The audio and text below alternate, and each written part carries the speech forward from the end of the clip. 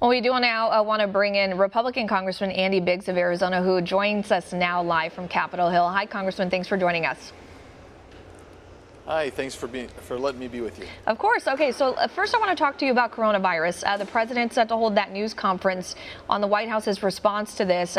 He's previously said that the containment efforts in the U.S. are under control. CDC, though, warning that Americans could still be at risk of, getting the virus. The spread's still possible here, and it's just a matter of when. And we also know the administration's requested about $2 billion for response funding. House GOP leader McCarthy saying that he'd like double that amount. Are you satisfied with the president's response so far? Do you think that amount goes far enough?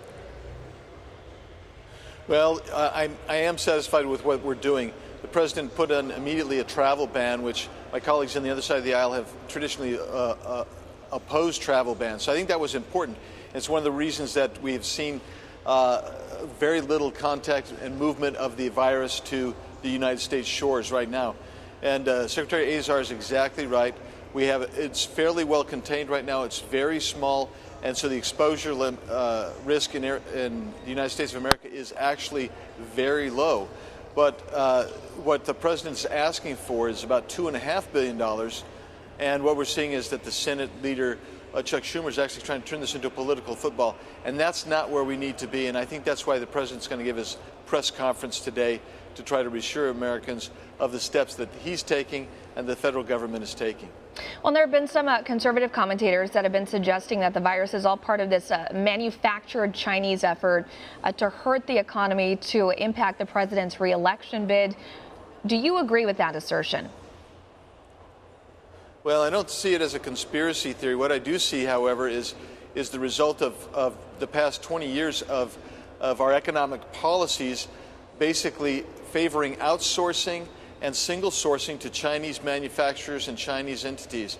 And by doing that, what the president has done, he's tried to bring them back, and he's brought back significant numbers. But you see what happens when you have a pandemic, and probably a number of years ago we had some poisonings that came through Chinese products.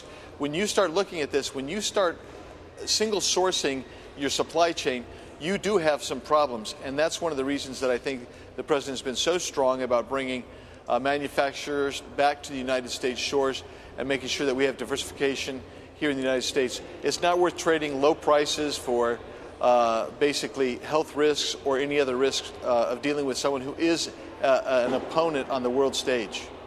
And I want to get your thoughts on FISA. We know Attorney General William Barr briefed senators about some proposed changes to the court. Do you expect House lawmakers to get their own briefing? What changes are you looking for? Well, I think that the FISA problem that we have is that you should not be spying on United States citizens and surveilling them without proper Article III court search warrants. We actually had a hearing today that was just canceled by the chairman of the House Judiciary Committee because they aren't ready yet to determine what reforms they need to make. But I anticipate we're going to keep pushing forward in the next couple of days in the House side to see if we can get something done that will protect the rights of American citizens. Okay, and then lastly, Congressman, while I have you here, the Supreme Court just ruled that the parents of a teenage Mexican national can't sue the Border Patrol agent who shot and killed him back in 2010. Now, we know that you represent a state that deals with border security issues all of the time. Do you agree with that ruling? What's your stance on that? I absolutely agree with the ruling. Historically, before a previous case, you had to have congressional authority to bring a lawsuit against agents of the federal government. That got eroded through judicial legislation instead of going through the congressional branch. So I think this is legislative branch through Congress. I think that's why this is important here. This is a very important ruling, and I do agree with the ruling, and I think it's the right thing to do. All right, Congressman Andy Biggs, thank you so much for joining us today. We appreciate your time. Thank you. My pleasure.